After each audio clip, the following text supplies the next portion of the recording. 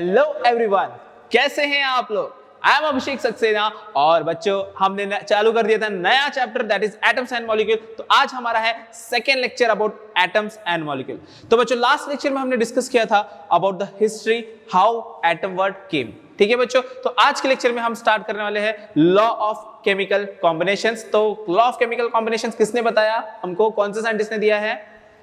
So law of chemical combination हमको दिया है एंटोन लेवोसियर ने। दो लॉज हमें पढ़ने हैं बच्चों, that is the law of chemical combination के दो लॉ, क्योंकि एक्चुअल में और भी लॉस है जो कि हम 11th क्लास में पढ़ेंगे। तो बच्चों ये जो चीज हम पढ़ रहे हैं ये सब फाउंडेशन है आपकी 11th और 12th की। तो ये सब अगर आप सीरियसली पढ़ते हो तो 11th 12th में आपको बहुत ही आसानी होगी सब पढ़ने के लिए। तो सबसे पहला हम बात करते हैं लॉ ऑफ केमिकल कॉम्बिनेशन की।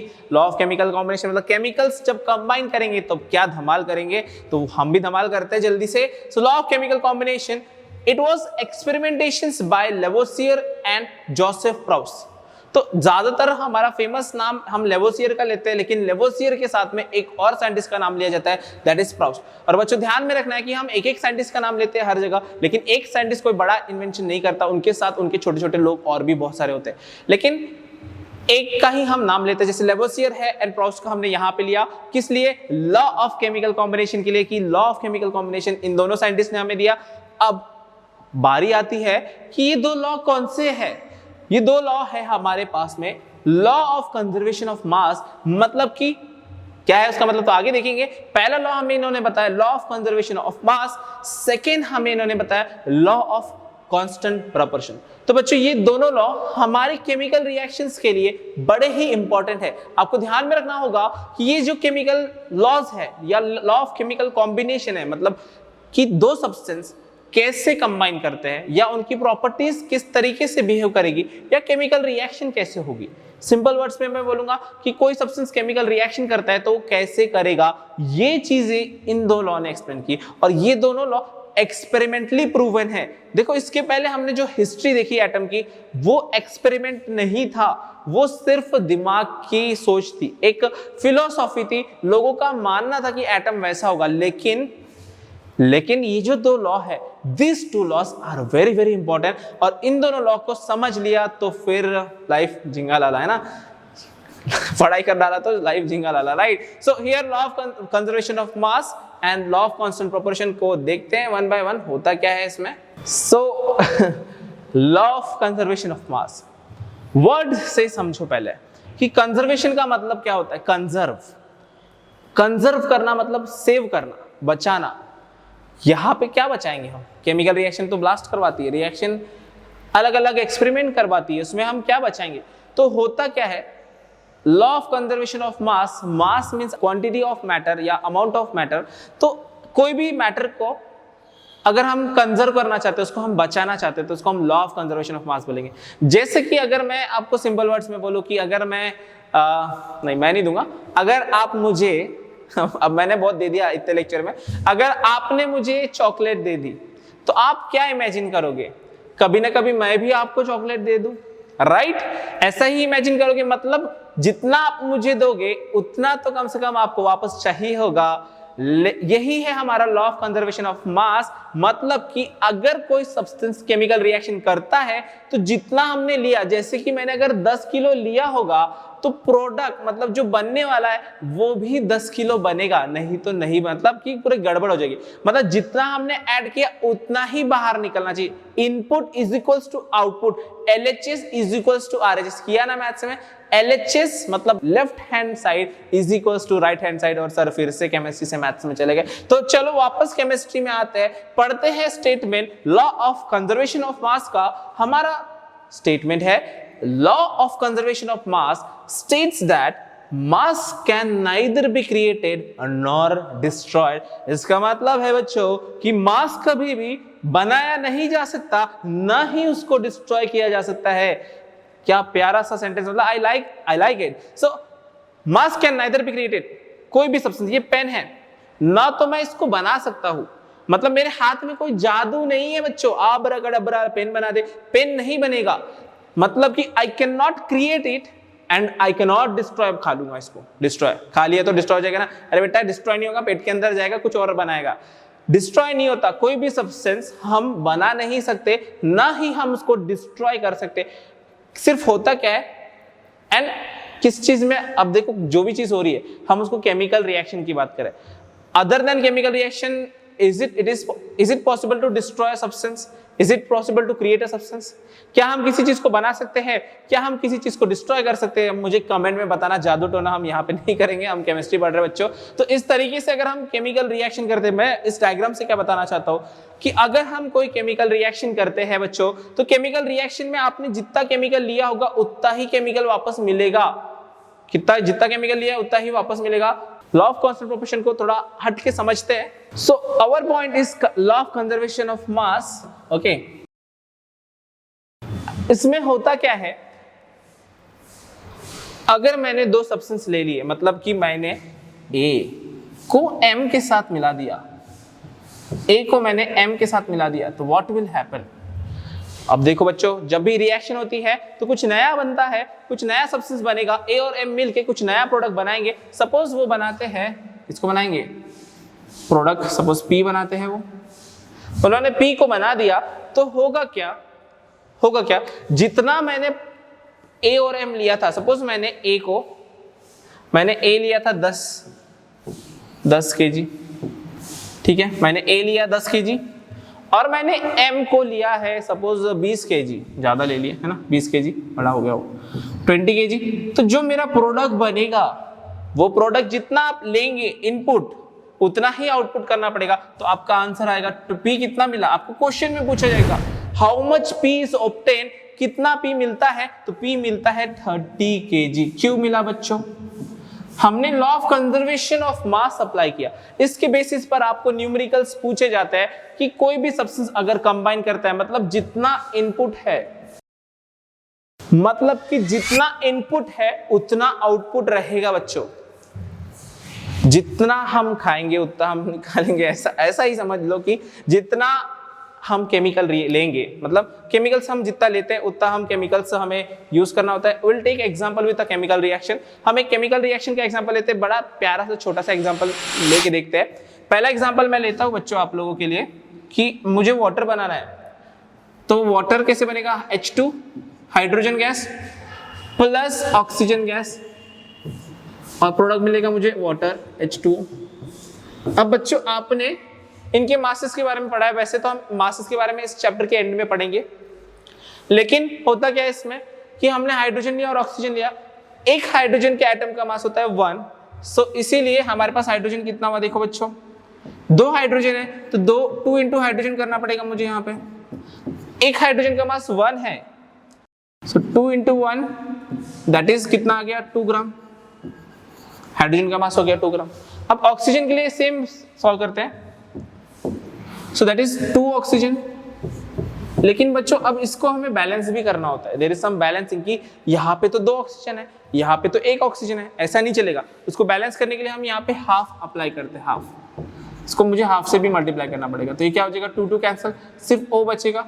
और बच्चों ऑक्सीजन का मास होता है 16 ग्राम, तो टोटल कितना हुआ मुझे बताओ बच्चों, टोटल कितना हुआ, 2 + 16, कमेंट में बताओ जल्दी से कितना होगा, 18 ग्राम। ये क्या है मेरा, ये है मेरा इनपुट, ये मैंने दिया है, इट इज इनपुट। अब हम काउंट करते हैं, आउटपुट की तरफ चलते हैं। तो आउटपुट में क्या होगा, देखो हमारे पास में है 2 हाइड्रोजन और 1 ऑक्सीजन। अब हमें इन्हें प्लस करना होगा, इनके मासेस को प्लस करना होगा। हाइड्रोजन का मास होता है 1, ऑक्सीजन का मास मैंने अभी बताया 16 होता है, 1 ऑक्सीजन का मास, सो 16, यहाँ पे आएगा 2 + 16, तो बच्चों देखो कितना आ रहा है, 18 ग्राम। सो चाहे इनपुट हो या फिर, अब ये क्या है हमारा, बताओ जल्दी से, ये क्या है, ये है हमारा आउटपुट। तो input is equals to output रहेगा।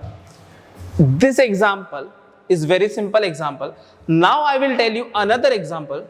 Like आपको क्वेश्चन में दी होगा, कैसे दिया होगा, there is a chemical reaction, question में दिया रहेगा, there is a chemical reaction in which A reacts with B and produces C and D, ऐसा क्वेश्चन में दिया होगा बच्चों। और क्वेश्चन में कहा गया होगा कि कितना कितना क्वांटिटी यूज किया, दे विल टेल यू कि हमारे पास में ए का जो क्वांटिटी है वो है 25 gram. 25 gram of A is taken, what 25 gram of A is taken. Then B का भी वैल्यू दिया होगा, 30 gram of B is taken, then it will produce 60 और वी कैन से कि 20 gram of C, will say 20 gram of C. And वो question पूछेगा कि D कितना मिला, how much D is produce. Question पूछ लिया इसने कि ये कितना है। अब आप बोलोगे सर इसको सॉल्व कैसे करना, इसको सॉल्व करना बड़ा आसान। कैसे, input is equals to output बताया मैंने, in is equals to out, यही चीज है ना बच्चों। इन किसका हो रहा है, इन दोनों का इन हो रहा है, प्लस कर दो यहाँ पे 25 प्लस 30, या फिर इसको सिंपल वर्ड्स में और थोड़ा सा फॉर्मूला वाइज लिखना है तो कैसे लिखेंगे हम, इसको हम लिखेंगे a plus B is equals to C plus D. Okay बच्चों, अब इसमें हमें a की वैल्यू दी है, b की वैल्यू दी है। a की वैल्यू कितनी मुझे बताओ जल्दी से, 25। कितना है a का वैल्यू 25 प्लस b का वैल्यू कितना है 30, कितना है 30 इज इक्वल्स टू, अब c का वैल्यू भी हमें दिया हुआ है दैट इज 20 ग्राम। अब आपको बोला है d निकालो, क्या आप d निकाल सकते हो? आपने ये सॉल्व किया इक्वेशन इन वन वेरिएबल, कैसे, इसका प्लस हो जाएगा 25 प्लस 30 दैट इज 55 बच्चों, यहाँ पे आएगा 20 प्लस d। अब ये 20 यहाँ प्लस में, इधर जाके क्या होगा बच्चों माइनस। अब देखो केमिस्ट्री के सर मैथ्स पढ़ाने लग गए, कंफ्यूज नहीं होना बच्चों, यहाँ पे बस आपको माइनस करना है। 55 minus 20 is equal to D, तो डी की वैल्यू कितनी आएगी जल्दी से मुझे कमेंट में बताएंगे आप, डी की वैल्यू कितनी आएगी, डी की वैल्यू आएगी 35। समझ में आ गया? तो ये है हमारा लॉ ऑफ कंजर्वेशन ऑफ मास, और इस पे न्यूमेरिकल्स हमें बनाने पड़ते हैं, इसको सॉल्व करना पड़ता है। लॉ ऑफ कंजर्वेशन ऑफ मास के न्यूमेरिकल्स हमें पूछे जाते हैं बच्चों, ये बहुत ही इंपॉर्टेंट टॉपिक है, चाहे वो क्लास 9th हो, 10th हो, 11th हो, 12th हो, आपको ये ध्यान में रखना है, क्योंकि हम इसे और भी जगह यूज करते हैं। लाइक हम लॉ ऑफ कंजर्वेशन ऑफ मास को यूज करते हैं बैलेंसिंग द केमिकल रिएक्शन को बैलेंस करने के लिए भी हम जो लॉ यूज करते हैं वो लॉ का नाम है लॉ ऑफ कंजर्वेशन ऑफ मास। तो बच्चों ये हुआ हमारा लॉ ऑफ कंजर्वेशन ऑफ मास। अब चलते हैं नेक्स्ट लॉ पर, that is law of constant proportion पे आते हैं। So next law is law of constant proportion. Law of constant proportion, constant मतलब क्या होता है बच्चों, कांस्टेंट जिसकी वैल्यू चेंज नहीं होगी। कांस्टेंट मतलब जिसकी वैल्यू चेंज नहीं होगी, आज भी वो है, कल भी वो है, मेरे घर में भी वो है, आपके घर में भी वो है। क्या है मेरे घर में और आपके घर में? क्या है? सोना, चांदी, प्लैटिनम, क्या है? जल्दी से चेक करके बताओ मुझे क्या है। सो कांस्टेंट प्रोपोर्शन, कांस्टेंट मतलब होता है सेम, पूरी दुनिया में उसकी वैल्यू सेम होगी। प्रोपोर्शन मतलब रेशियो, उनका रेशियो। तो कहने का मतलब क्या है, अब आते हम स्टेटमेंट पे, देखते स्टेटमेंट कैसा है, किसने दिया था। सो सबसे पहला, कंपाउंड्स आर कंपोज्ड ऑफ 2 और मोर एलिमेंट्स। कहने का मतलब है कि जो भी कंपाउंड्स है वो 2 या 2 से ज्यादा एलिमेंट प्रेजेंट रहते हैं। हमने ये लास्ट चैप्टर में पढ़ा है कि कंपाउंड्स आर कंपोज्ड ऑफ 2 और more elements and each such compound had the same element in the same proportion। मतलब कहने का मतलब है कि जो भी कंपाउंड है वो दुनिया में कहीं पर भी हो उसमें वही एलिमेंट रहेंगे। जैसे वाटर किससे बनता है बच्चों? H2O, हाइड्रोजन और ऑक्सीजन से बनता है। तो मेरे घर का पानी भी हाइड्रोजन और ऑक्सीजन से बनेगा और आपके घर का भी पानी हाइड्रोजन और ऑक्सीजन से बनेगा। न कि आप लोग बहुत ज्यादा अमीर हो तो आपके घर का सोना चांदी का पानी है, कह रहे हाँ आपके घर में सोना चांदी का पानी नहीं, आपके घर में भी हाइड्रोजन और ऑक्सीजन से मिलने वाला वाटर दैट इज H2O ही रहने वाला है। मेरे भी घर में H2O रहने वाला है, पूरे दुनिया में H2O रहने वाला है। बात समझ में आ रही है? सो कहने का मतलब है कि कंपाउंड्स आर फॉर्म और composed of 2 or more elements and each such compound had same element। वो कंपाउंड का एलिमेंट हमेशा सेम रहेगा एंड इन सेम प्रोपोर्शन। दो चीज बताई कि a compound is form by 2 or more elements whose proportion is constant। पहला तो सेम एलिमेंट रहेंगे। मेरे भी घर में जो वाटर है उसका भी उसमें भी हाइड्रोजन और ऑक्सीजन एलिमेंट है, आपके भी घर में जो वाटर है उसका भी हाइड्रोजन और ऑक्सीजन एलिमेंट है। रेशियो भी देखेंगे तो 2:1 मेरा इसमें भी आएगा, आपके भी इसमें 2:1 आएगा। तो अब इंपॉर्टेंट पॉइंट है कि अब ये कहीं पे भी बना, देखो what they say, proportion irrespective of where the compound came from. मतलब आपने वो कंपाउंड कहां से लाया उससे फर्क नहीं पड़ता। And who prepare it. देखो स्टेटमेंट बहुत बड़ा है, तोड़ के पढ़ते हैं, तोड़ के। तो पहला पार्ट क्या बोला, कंपाउंड्स आर कंपोज्ड ऑफ 2 और मोर एलिमेंट। तो कंपाउंड्स 2 या 2 से ज्यादा सब्सटेंस से बनता है, ये लास्ट चैप्टर में पढ़ा है। ईच सच कंपाउंड, हर एक कंपाउंड हैड सेम एलिमेंट, हर एक कंपाउंड का एलिमेंट फिक्स रहता है, जैसे मैंने वाटर बोला तो उसमें हाइड्रोजन और ऑक्सीजन ही आएगा इन द सेम प्रोपोर्शन, और उसका प्रोपोर्शन भी सेम रहेगा इररिस्पेक्टिव ऑफ, इररिस्पेक्टिव मतलब बिना किसी रीजन, मतलब कोई भी उसमें कोई फर्क नहीं पड़ता, irrespective of where the compound came from where, मतलब इररिस्पेक्टिव मतलब वो कहां से है उससे कोई फर्क नहीं पड़ता, और हु प्रिपेयर इट, और किसने बनाया, मैंने बनाया कि आपने बनाया कि चाइना वाले ने बनाया कि अमेरिका वाले ने बनाया, कोई फर्क नहीं पड़ने वाला, वो कंपाउंड के एलिमेंट मतलब उसका कंपोजिशन मेरे घर में आपके घर में पूरी दुनिया में सेम रहेगा बच्चों, पूरी दुनिया में सेम रहेगा। और ये लॉ हमें दिया है प्राउस्ट ने, किसने, जिस मतलब law was stated by Proust as, अब लॉ, इस लॉ का स्टेटमेंट एग्जैक्ट स्टेटमेंट क्या है, in a chemical substance the elements are always present in definite proportion by mass, मतलब कि सिंपल स्टेटमेंट बड़ा सिंपल इन्होंने दे दिया कि दुनिया में जितने भी सब्सटेंस है, chemical substance, in a chemical substance the elements are always present in definite proportion, एक डेफिनेट प्रोपोर्शन में प्रेजेंट होता है, उसका जो प्रोपोर्शन रहेगा वो हमेशा कांस्टेंट रहेगा, और इसे हम समझते हैं किस तरीके से सेम रहेगा। So our point is law of constant proportion. So law of constant proportion में हमने देखा कंपाउंड, ये लॉ है कंपाउंड्स के बारे में। देखो पहला जो लॉ था वो केमिकल रिएक्शन के बारे में था, और ये भी एक्चुअली केमिकल रिएक्शन के बारे में, लेकिन पहले कंपाउंड को समझना होगा। तो कंपाउंड्स के बारे में, कोई भी कंपाउंड जब बनता है तो क्या होता है, जैसे कि मैं लेता हूं एग्जांपल वाटर का, I will take example of water. ये जो वाटर है ये कौन सा कंपाउंड किससे बना है, सबसे पहला कि बना किससे, तो ये बनता है H2, मतलब इसका अगर आप बोलेंगे केमिकल कंपोजिशन क्या है तो H2 है। इसी का मतलब इसमें क्या है, हाइड्रोजन, 2 हाइड्रोजन है और 1 ऑक्सीजन है। तो अगर आपको एटम्स का रेशियो बोला, इसमें एटम्स का रेशियो कैसा है, एटम्स का रेशियो, तो हाइड्रोजन इज टू ऑक्सीजन क्या आएगा बच्चों, 2:1 आएगा, 2:1 आएगा। अब कहने का मतलब ऐसा है लॉ का कि आप ये जो वाटर है, ये वाटर को कहीं से भी ला लो, from where, anywhere, from where मतलब फ्रॉम एनीवेयर, कहां से लेके आऊंगा मैं, टैप से लेके आऊंगा, मेरे नल से लेके आएंगे, चलो फिर बारिश आ रही है आज, बड़ी मजा आ रहा है, रेन से लेके आ जाओ, बारिश से लेके आ जाओ, देन सी से लेके आ जाओ, घर से लेके आ जाओ, स्कूल से ला लो, आप इसको कहीं से भी लेके आओ, कोई फर्क नहीं पड़ता, सब जगह मेरा घर हो या आपका घर हो, पानी तो पानी रहने वाला है, आप भी H2O पीने वाले हो और मैं भी H2O पीने वाला हूं। ऐसा नहीं कि मैं H2O पीता हूं और आप बहुत ज्यादा अमीर हो तो आप प्लैटिनम सोना चांदी पीते हो, ऐसा नहीं रहता। पानी, वाटर इज वाटर, H2O है, इसमें हाइड्रोजन और ऑक्सीजन का रेशियो, देखो रेशियो फिक्स है, फिक्स प्रोपोर्शन, जो हमने बोला constant proportion, law of constant proportion आप समझ सकते हो अभी कि जो भी कंपाउंड है उनका प्रोपोर्शन कांस्टेंट रहेगा, उनका रेशियो फिक्स रहेगा, इसी वजह से इस लॉ को हम लॉ ऑफ कांस्टेंट प्रोपोर्शन कहते हैं। इस कांस्टेंट प्रोपोर्शन में क्या हो रहा है कि जो भी एटम्स है इनका प्रोपोर्शन सेम है, और अब जो लॉ था इसमें उन्होंने मास को यूज किया है,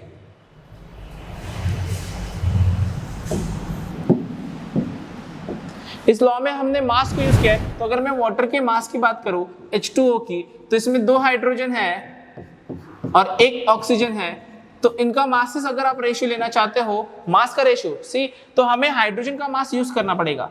हाइड्रोजन का मास कितना है, 2:1, एक हाइड्रोजन का मास होता है 1, और ऑक्सीजन का मास यूज करना पड़ेगा, एक ऑक्सीजन का मास होता है 16। तो हमारे पास में टोटल आंसर आता है, देखो हाइड्रोजन का कितना रेशियो आ रहा है 2 और ऑक्सीजन का कितना रहा है 16।